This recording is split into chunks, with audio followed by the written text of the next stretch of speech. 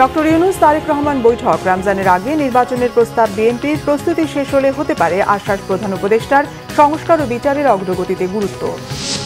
Doctor Yunus ও তারেক রহমান দেশকে সামনের দিকে এগিয়ে যাবার স্বপ্ন দেখিয়েছেন মন্তব্য মির্জা ফখরুলের।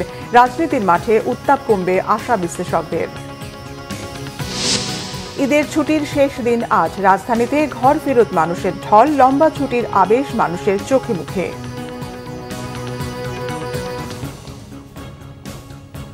দেখছিলেন ক্রাউন সিমেন্ট সংবাদ শিরোনাম। বহুল আলোচিত বৈঠকে প্রধান উপদেষ্টা ডক্টর মোহাম্মদ ইউনূসকে রমজানের আগে নির্বাচনের প্রস্তাব দিয়েছেন বিএনপির ভারপ্রাপ্ত চেয়ারম্যান তারেক রহমান। জবাবে প্রস্তুতি শেষ হলে আগামী রমজানের আগেই জাতীয় সংসদ নির্বাচন হতে পারে বলে আশ্বাস দেন সরকার প্রধান। তার আগে সংস্কার ও বিচারের অগ্রগতি প্রয়োজন বলে মনে করেন ডক্টর ইউনূস। বৈঠক শেষে ব্রিফিংয়ে ইসি শিগগিরই নির্বাচনের তারিখ ঘোষণা করবে বলে জানিয়েছেন প্রধান উপদেষ্টার নিরাপত্তা উপদেষ্টা ডক্টর খলিলুর রহমান। লন্ডন থেকে বিস্তারিত জানাচ্ছেন মোহাম্মদ আব্দুল হান্নান। লন্ডনের পার্ক লেনের ডরচেস্টার হোটেলে হয় বিএনপির ভারপ্রাপ্ত চেয়ারম্যান তারেক রহমান এবং অন্তর্বর্তী সরকারের প্রধান উপদেষ্টা ডক্টর মোহাম্মদ ইউনূসের বৈঠকটি। স্থানীয় সময় সকাল 9টায় শুরু হয়ে বৈঠক শেষ হয় 10:30টায়। ডক্টর ইউনূস ও তারেক রহমানের বৈঠকের শুরুতে ছিলেন জাতীয় নিরাপত্তা উপদেষ্টা ডক্টর খলিলুর রহমান ও বিএনপির স্থায়ী কমিটির সদস্য আমির খসরু মাহমুদ চৌধুরী। পরে ডক্টর ইউনূসের সঙ্গে একান্ত বৈঠক হয় তারেক রহমানের। 1.5 ঘন্টার বৈঠক শেষে সাংবাদিকদের ব্রিফ করেন বিএনপির স্থায়ী কমিটির সদস্য আমির খসরু মাহমুদ চৌধুরী ও জাতীয় নিরাপত্তা উপদেষ্টা ডক্টর খলিলুর রহমান। জনাব তারেক রহমান প্রধান উপদেষ্টার কাছে আগামী বছরের রমজানের আগে নির্বাচন আয়োজনের প্রস্তাব করেন। দলের চেয়ারপারসন বেগম খালেদা জিয়াও মনে করেন ওই সময় নির্বাচন অনুষ্ঠিত হলে ভালো হয়। প্রধান উপদেষ্টা বলেন যে তিনি আগামী বছর এপ্রিলের প্রথমার্ধের মধ্যে নির্বাচন অনুষ্ঠানের ঘোষণা দিয়েছেন। সকল প্রস্তুতি সম্পন্ন করা গেলে 2026 সালের রমজান শুরু হওয়ার আগের সপ্তাহেও নির্বাচন আয়োজন করা যেতে পারে। সেক্ষেত্রে সেই সময়ের মধ্যে সংস্কার ও বিচারের বিষয়ে পর্যাপ্ত অগ্রগতি অর্জন করা প্রয়োজন হবে। নির্বাচন কমিশন আমরা আশা করব শীঘ্রই একটা তারিখ ঘোষণা করবে। তারেক রহমান কবে ফিরবেন এমন প্রশ্নের জবাবে জানানো হয়, যখন তিনি চান তখনই দেশে ফিরতে পারবেন। বৈঠকে সংস্কার ও বিচারের বিষয়েও কথা হয়েছে বলে জানানো হয় সংবাদ সম্মেলনে। ঐক্যমতের পরিপ্রেক্ষিতে আমরা সংস্কার এবং জুলাই সনদ দুটাই করব। সকলের ঐক্যমতের পরিপ্রেক্ষিতে সেটা সিদ্ধান্ত নেওয়া হবে এবং এটা আমি নিশ্চিত এটা খুব কম সময়ের মধ্যে আমরা সেই সিদ্ধান্ত নিতে পারব। সংস্কারের বিষয়টা একটা চলমান প্রক্রিয়া, এমন না যে সব সংস্কার এখন শেষ হয়ে যাবে। এটা নির্বাচনের আগেও কিছু সংস্কার হবে যেখানে ঐক্যমত হবে, আর নির্বাচনের পরেও সংস্কার অব্যাহত থাকবে। কারণ আমরা যেই দেশ গড়ার প্রত্যয় নিয়েছি, সংস্কারের প্রয়োজনীয়তা সবাই অনুভব করছে এখানে। সুতরাং আগে পরে সংস্কার চলতে থাকবে। বৈঠকটির সময় হোটেলের বাহিরে ছিল অসংখ্য নেতাকর্মীর অবস্থান। নির্বাচনের পাশাপাশি দেশে গণহত্যাকারীদের বিচারেরও জোর দাবি জানান তারা। জুলাই আগস্টের গণহত্যার পর এই প্রথম দেশের অন্তর্বর্তীকালীন সরকার প্রধান এবং দেশের বৃহৎ একটি দলের শীর্ষ নেতার সাথে বৈঠক অনুষ্ঠিত হলো। এই বৈঠকটি ফলপ্রসূ হয়েছে বলে মনে করছেন অনেকেই। এছাড়াও হোটেলের সামনে আসা নেতাকর্মীরা আশা প্রকাশ করছেন রমজানের আগেই একটি নির্বাচন অনুষ্ঠিত হবে, এর মাধ্যমে দেশে গণতন্ত্র ফিরে আসবে। মোহাম্মদ আব্দুল হান্নান, বাংলা ভিশন, যুক্তরাজ্য। বিএনপি মহাসচিব মির্জা ফখরুল ইসলাম আলমগীর বলেছেন, ডক্টর মোহাম্মদ ইউনূস ও তারেক রহমান দেশকে সামনের দিকে আশা নিয়ে এগিয়ে যাবার স্বপ্ন দেখিয়েছেন। এই দুই নেতা প্রমাণ করলেন বাংলাদেশের মানুষ এখনো প্রয়োজনের সময় ঐক্যবদ্ধ হতে পারে। অতীতের ছোটখাটো ভুল বোঝাবুঝি ভুলে জাতীয় ঐক্যকে আরও দৃঢ় করে দ্রুত নির্বাচনের দিকে এগিয়ে যাবার উপর জোর দেন মির্জা ফখরুল। রিপোর্ট আহমেদ সরওয়ারের।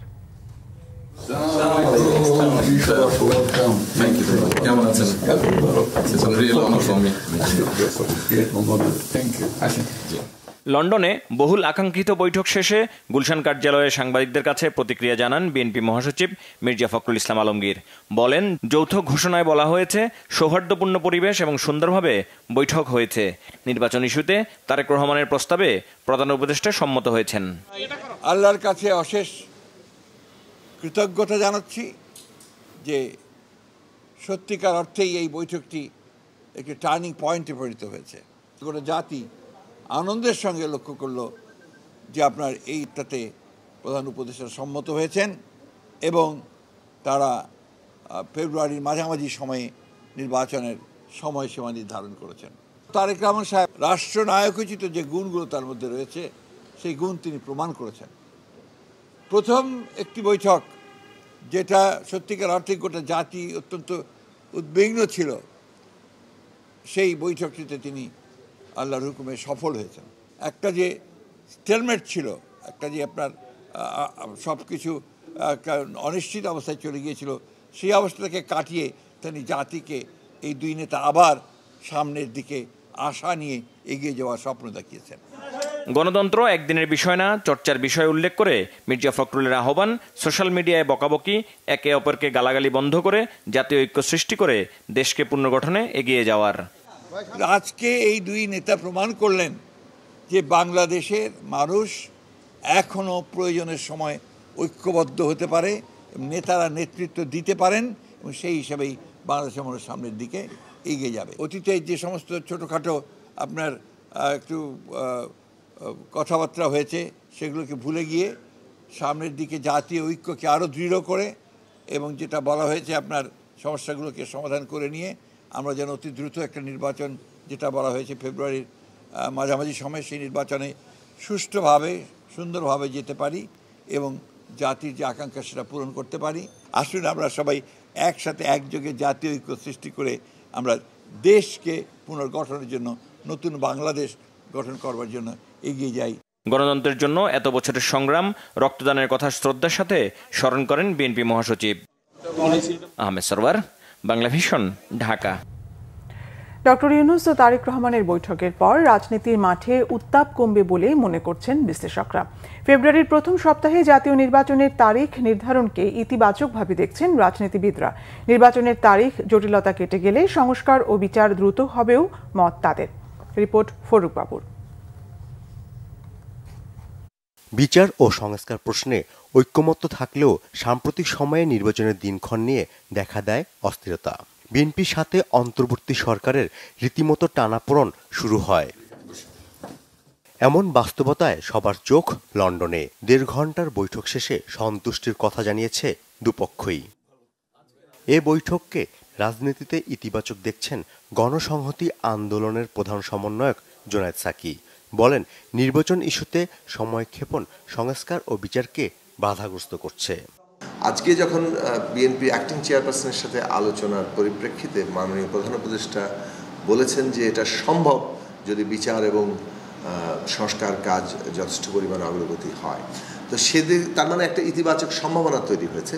সেটাকে আমরা স্বাগত জানাই, কেননা নির্বাচন বিষয়ে কোনো রকম অনাস্থার জায়গা আমাদের জন্য কোনো ইতিবাচক জায়গা তৈরি করবে না। আমরা একটা প্রেস স্টেটমেন্ট থেকে যা জেনেছি যে নির্বাচনের তারিখ নিয়ে আলোচনা হয়েছে কিংবা সময়টা নিয়ে আলোচনা হয়েছে, যে এপ্রিল ঘোষিত সময়টা আপনার খুব মানে নানা সমস্যাগুলো কী কী সেগুলো তুলে ধরা হয়েছে এবং রমজানের আগে হলেই সেটা সকলের কাছে গ্রহণযোগ্য হয় কিংবা বাস্তবসম্মত হয় সব দিক থেকে, সেই বিষয়টা তুলে ধরা হয়েছেন। প্রধান উপদেষ্টাও সে বিষয়ে একটা ইতিবাচক মনোভাব দেখিয়েছেন, অন্তত আলোচনার সুযোগ আছে সেটা মনে হয়েছে। তবে নির্বাচনের এই দিনক্ষণ এনসিপি মানবে কিনা তা নিয়ে সন্দিহান রাজনীতি বিশ্লেষক ডক্টর জাহিদুর রহমান। সংস্কার রাজনৈতিক ইস্যু, এটাকে সামনে রেখে নির্বাচনকে বাধাগ্রস্ত করা অন্তর্বর্তী সরকারের ভুল সিদ্ধান্ত বলেও মত তার। একটা কিন্তু আছে, সেটা হলো ধরুন প্রধান উপদেষ্টা চাইলেন, কিন্তু কেউ কেউ কি আছেন যারা এটাকে, এই চাওয়াটাকেও সমস্যায় ফেলতে পারে। খেয়াল করি, এই যে আজকে যে সংবাদ সম্মেলন হলো সেখানেও যারা আনিস খসরু এবং জনাব খলিলুরের সামনে এই প্রশ্নটা উত্থাপন করা হয়েছিল, এনসিপি তো বর্তমান নির্বাচন কমিশনের অধীনে নির্বাচন চায় না। তাহলে ধরুন কিছুদিন পর প্রধান নির্বাচন কমিশনার বা নির্বাচন কমিশন যদি একটা টেন্টেটিভ নির্বাচনের তারিখ ফেব্রুয়ারিতে দেয়, এনসিপি চায় না এবং জামাতও তাদের সাথে একই রকম বক্তব্য দিয়েছে আগে, তো তারা যদি বলে যে তারা এইটা চায় না, তারা এটা মানে না, আবারও যদি তারা রাস্তায় যাওয়ার চিন্তা বা চেষ্টা করে, যেমনটা আওয়ামী লীগ নিষিদ্ধকরণের ক্ষেত্রে হয়েছে, সরকার চেয়েছিল নিষিদ্ধ করবে না, কিন্তু এই চাপের মুখে করতে হয়েছে। তবে এরকম একটা আশঙ্কাও দেখি। এটার প্রধান কারণ হচ্ছে এই সরকারের ভেতরে অনেকগুলো পাওয়ার সেন্টার আছে, মানে প্রধান উপদেষ্টা চাইলেই যে সেটা এক্সিকিউটেড হবে তিনি চাইলেন, কিন্তু আরেকজন একটু ভিন্নভাবে ভাবলেন, ভিন্নভাবে করলেন। তারা এনসিপির উপরে কারো উপরে যদি কারো প্রভাব থাকে, সেটা সরকারের ভেতরে বা সরকারের বাইরে কারো, তো এইরকম ঝুঁকিগুলো এখনো আছে বলে আমি মনে করি। নির্বাচন ও সংস্কারকে মুখোমুখি দাঁড় না করানোর পরামর্শ এই রাজনীতি বিশ্লেষকের। ফররুখ বাবু, বাংলা ভিশন, ঢাকা। নির্বাচন প্রশ্নে সরকার কেবল একটি রাজনৈতিক দলের অবস্থান ও দাবিকেই বেশি প্রাধান্য দিচ্ছে বলে বারবার প্রতীয়মান হচ্ছে বলে মনে করে জাতীয় নাগরিক পার্টি এনসিপি। জুলাই ঘোষণাপত্র প্রণয়ন, মৌলিক সংস্কার বাস্তবায়নে জুলাই সনদ কার্যকর করা এবং বিচারের রোডম্যাপ ঘোষণার পরই নির্বাচন সংক্রান্ত আলোচনা চূড়ান্ত হওয়া উচিত বলে মনে করে এনসিপি নেতারা। শুক্রবার এক বিবৃতিতে এনসিপি নেতারা জানান, লন্ডনে অনুষ্ঠিত অন্তর্বর্তীকালীন সরকারের প্রধান উপদেষ্টা ডক্টর মোহাম্মদ ইউনূস ও বাংলাদেশ জাতীয়তাবাদী দলের ভারপ্রাপ্ত চেয়ারম্যান তারেক রহমানের মধ্যকার বৈঠকটি সংসদ নির্বাচন বিষয়ে দলটিকে আস্থায় আনতে সফল হয়েছে সরকার। জাতীয় ঐক্য, স্বাধীনতা ও সার্বভৌমত্ব এবং রাষ্ট্র সংস্কারের প্রশ্নে রাজনৈতিক দলগুলোর মাঝে ঐক্যমত্য প্রতিষ্ঠা জরুরি বলে এনসিপি মনে করে। তবে বৈঠকে নির্বাচনের তারিখ সংক্রান্ত আলোচনা যতটুকু গুরুত্ব পেয়েছে, অভ্যুত্থান পরবর্তী বাংলাদেশের নাগরিকদের প্রধান দাবি তথা বিচার ও সংস্কার ততটুকু গুরুত্ব পায়নি। এটা অত্যন্ত হতাশাজনক বলে মনে করে এনসিপি। নির্বাচন প্রশ্নে সরকার কেবল একটি রাজনৈতিক দলের অবস্থান ও দাবিকেই বেশি প্রাধান্য দিচ্ছে বলে বারবার প্রতীয়মান হচ্ছে বলে মনে করে এনসিপি। করোনা ভাইরাসের নতুন উপধরন অমিক্রন XBB-তে আক্রান্ত রোগী বাড়ছে। সেই সঙ্গে প্রতি বছরের মতো এই সময় বাড়ছে ডেঙ্গু রোগীও। করোনা ও ডেঙ্গু ভাইরাসের প্রাদুর্ভাব ঠেকাতে স্বাস্থ্যবিধি মেনে চলার পরামর্শ দিয়েছেন বিশেষজ্ঞরা। এদিকে গত 24 ঘন্টায় ডেঙ্গুতে 5 জন ও করোনায় 2 জনের মৃত্যু হয়েছে। নাবিল জাহাঙ্গীরের রিপোর্ট। প্রতিবেশী ভারত সহ বিশ্বের কয়েকটি দেশে বাড়ছে করোনার সংক্রমণ। দেশেও বাড়ছে করোনার নতুন উপধরন ওমিক্রন XBB-তে আক্রান্ত রোগীর সংখ্যা। এমন পরিস্থিতিতে করোনা ভাইরাসের নতুন করে ছড়িয়ে পড়া ঠেকাতে বুধবার 11 দফা নির্দেশনা দিয়েছে স্বাস্থ্য অধিদপ্তর।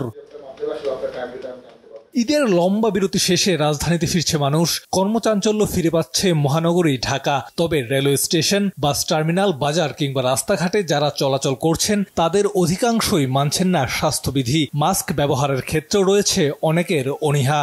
সরকার বা ডাক্তাররা যেভাবে বলে সেই স্বাস্থ্যবিধি আমাদের অনুকরণ করা উচিত। জীবন অনেকগুলো জীবন যেরকম এসে ছড়াইতেছে, সেই কারণে মাস্ক পরা আমি মনে করি সবারই পরানো উচিত। আমি তো ভুল করেছি, আপনাদের মাধ্যমে সবাইকে সচেতন করছি, সবাই যেন মাস্কটা ইউজ করে। বিশেষজ্ঞরা বলছেন এখনই আতঙ্কিত হওয়ার কারণ না থাকলেও সচেতন হওয়ার প্রয়োজন আছে। মানুষ স্বাস্থ্যবিধি মেনে না চললে আবারও দেখা দিতে পারে বিপর্যয়। একজন থেকে একজনে ছড়িয়ে পড়লে কিন্তু সেটা হলো আক্রান্তের সংখ্যা বাড়বে। যাতে ছড়িয়ে না পড়ে সেই জন্য কিন্তু স্বাস্থ্যবিধি মানাটা দরকার। এই জন্য সতর্ক করা দরকার যে এখনও কিন্তু আমাদের ওই পর্যায়ে যায়নি। আক্রান্ত যা আছে সে নিয়ন্ত্রণের মধ্যেই আছে, কিন্তু বিশ্বের অন্যান্য দেশে বেড়ে যাচ্ছে দেখে আমরা আগাম সতর্কবার্তা দিচ্ছি স্বাস্থ্যবিধি মানার জন্য। এটা মানলে কিন্তু সংক্রমণটা কম হবে। পাশাপাশি দেশে বেড়ে চলা ডেঙ্গু ভাইরাসের আক্রমণ ঠেকাতেও সচেতনতাই প্রধান হাতিয়ার বলছেন এই স্বাস্থ্য বিশেষজ্ঞ। চেষ্টা করতে হবে সবসময় মশারির নিচে থাকা, আর সর্বোপরি বৃষ্টির পানি যেন ওই যে গাছপালা বা ফুলের টব অথবা বাসার আনাচে কানাচে ময়লা আবর্জনা এগুলো না থাকে সেগুলোর দিকে খেয়াল রাখা। করোনা কিংবা ডেঙ্গু উপসর্গ দেখা দিলেই ডাক্তারের পরামর্শ নেয়ার আহ্বান বিশেষজ্ঞদের। পাশাপাশি রোগটি যাতে ছড়িয়ে না পড়ে সে বিষয়ে সচেতন হতে হবে রোগী ও পরিবারকে। নাবিল জাহাঙ্গীর, বাংলা ভিশন, ঢাকা। দর্শক, ঈদের লম্বা ছুটি শেষ হচ্ছে আজ। আগামীকাল রবিবার থেকে সরকারি বেসরকারি সব অফিস আদালত খোলা। আজ সকালে রাজধানীতে এসেছেন ছুটিতে বাড়িতে যাওয়া অনেকে। দর্শক, মানুষের বাড়ি থেকে রাজধানীতে ফেরার খবর জানতে আমরা সরাসরি চলে যাচ্ছি কমলাপুর রেল স্টেশনে। সেখানে আছেন বিশেষ প্রতিনিধি সিকান্দার রেমান। রেমান, কমলাপুর রেল স্টেশনে ঘর ফেরত মানুষের চাপ কেমন? ঈদ যাত্রা আর ঢাকায় ফেরা নিয়ে মানুষের অনুভূতি কি? জি নাদিরা, যেটি আপনি বলছিলেন যে রাজধানীতে মূলত যারা কর্মমুখী মানুষ, যারা কাজের জন্য রাজধানীতে থাকেন, তারা কিন্তু ঈদ শেষে বাড়ি আসতে শুরু করেছেন। গত 2 দিন ধরে আসছেন। আজকেই কিন্তু মূল চাপটা, অর্থাৎ আগামীকাল রোববার থেকে সরকারি বেসরকারি প্রায় সব অফিস আদালত খোলা। ফলে কেউ বাড়ি থাকার সুযোগ নেই। ফলে সবাই কিন্তু যে যার মতো করে ঢাকাতে আসছেন, লঞ্চে, বাসে, এমনকি ট্রেনে করেও তারা ঢাকাতে আসছেন। আরেকটি বিষয় লক্ষণীয়, সেটি হচ্ছে কর্মস্থলের কারণে কিংবা ঈদের ছুটি পায়নি অনেকে কিন্তু ঈদের পরে এখনো বাড়ি যাচ্ছেন। ফলে যেটি হয়েছে, এই যে যেই ট্রেনগুলো ঢাকাতে আসছেন সেই ট্রেনগুলো কিন্তু আবার চট্টগ্রামে, খুলনায় কিংবা অন্যান্য যে সমস্ত গন্তব্যে যাচ্ছে, কোথাও কিন্তু ট্রেনগুলো খালি যাচ্ছে না, কিন্তু মানে যাত্রী রয়েছে। এমনকি স্ট্যান্ডিং যে টিকিটগুলো, যেগুলো সাধারণত ঈদের সময় আমরা লক্ষ্য করি, সেটিও কিন্তু এখন রয়েছে। অর্থাৎ যাত্রী চাপ যাওয়ার ক্ষেত্রে এবং আসার ক্ষেত্রে, দুক্ষেত্রে কিন্তু যাত্রী চাপ আমরা লক্ষ্য করছি। রেমান, আপনাকে ধন্যবাদ। দর্শক, কমলাপুর রেল স্টেশন থেকে কথা বলছিলেন সিকান্দর রেমান। ইরানের মাটিতে একের পর এক হামলার জেরে ইসরায়েলের মাটিতে পাল্টা মিসাইল হামলা চালিয়েছে তেহরান। এতে তেল আবিবের অন্তত 40 জন আহত হয়েছে। এর আগে 24 ঘন্টায় কয়েক দফায় ইরানের আন্তর্জাতিক বিমানবন্দর সহ বিভিন্ন স্থানে হামলা চালায় ইসরায়েলি বাহিনী। নেতানিয়াহু বাহিনীর এসব হামলায় ইরানের শীর্ষ কর্মকর্তা সহ অন্তত 78 জন নিহত হয়েছেন। আহত হয়েছেন 3 শতাধিক। ইরানে এ পর্যন্ত এটিকে ইসরায়েলের সবচেয়ে বড় আক্রমণ হিসেবে দেখা হচ্ছে। প্রথম পর্যায়ে ইসরায়েলের অভিযানে প্রায় 200 যুদ্ধবিমান যোগ দেয় এবং ইরানের 100টিরও বেশি স্থানে হামলা চালায়। পাল্টা ইসরায়েলের মাটিতে শতাধিক ড্রোন হামলা চালায় তেহরান। পরে ইরানের পক্ষ থেকে আরও শক্তিশালী মিসাইল হামলা চালানো হয়। ইসরায়েলের প্রধানমন্ত্রী বেনিয়ামিন নেতানিয়াহু বলেছেন, যতক্ষণ প্রয়োজন হামলা অব্যাহত থাকবে। এদিকে যুক্তরাষ্ট্র বলছে, ইসরায়েলের হামলায় ওয়াশিংটনের কোনো ধরনের সম্পৃক্ততা নেই। ইরানকে পারমাণবিক চুক্তিতে সম্মত হওয়ার আহ্বান জানিয়েছেন মার্কিন প্রেসিডেন্ট ডোনাল্ড ট্রাম্প। অন্যথায় আরও নৃশংস হামলা হবে বলে হুঁশিয়ারি দেন ট্রাম্প। এতে বিশ্লেষকরা বলছেন, ইরানে হামলার পেছনে মূল ইন্ধনদাতা যুক্তরাষ্ট্র।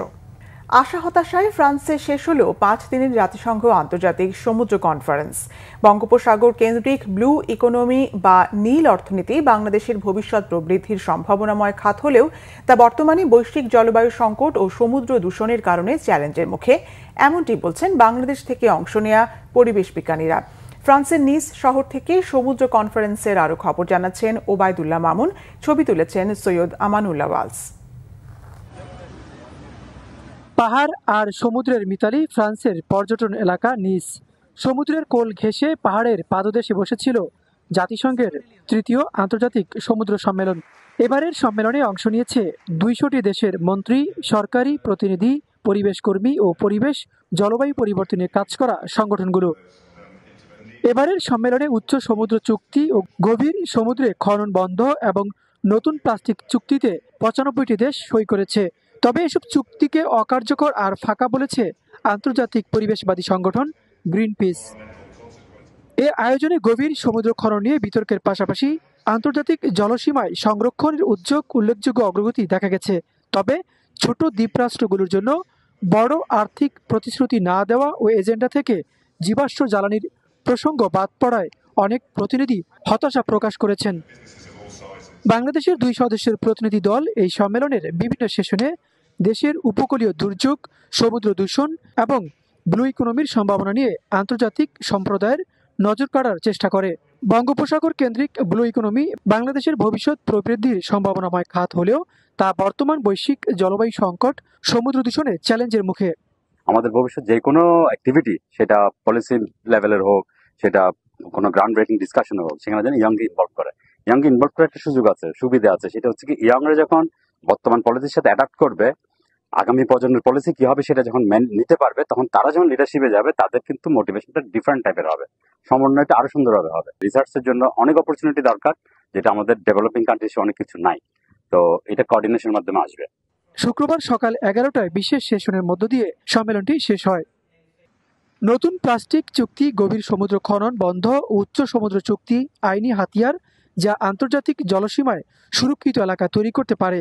2013 সালের মধ্যে বিশ্বের 30 ভাগ মহাসাগর রক্ষা করার জন্য দলিল হিসেবে কাজ করবে বলে মনে করেন সম্মেলনে অংশ নেওয়া বিভিন্ন দেশের প্রতিনিধিরা।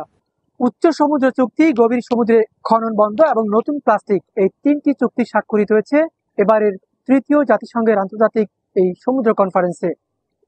বাংলাদেশ থেকে অংশ নেওয়া পরিবেশ বিজ্ঞানীরা বলছেন, বাংলাদেশ সরকার এই সম্মেলন থেকে যে বিষয়গুলো এবং এজেন্ডাগুলো আলোচনা হয়েছে, এগুলো বাংলাদেশের সমুদ্র সম্পদ রক্ষায় কাজে লাগাবে, এমনটি প্রত্যাশা করছেন তারা।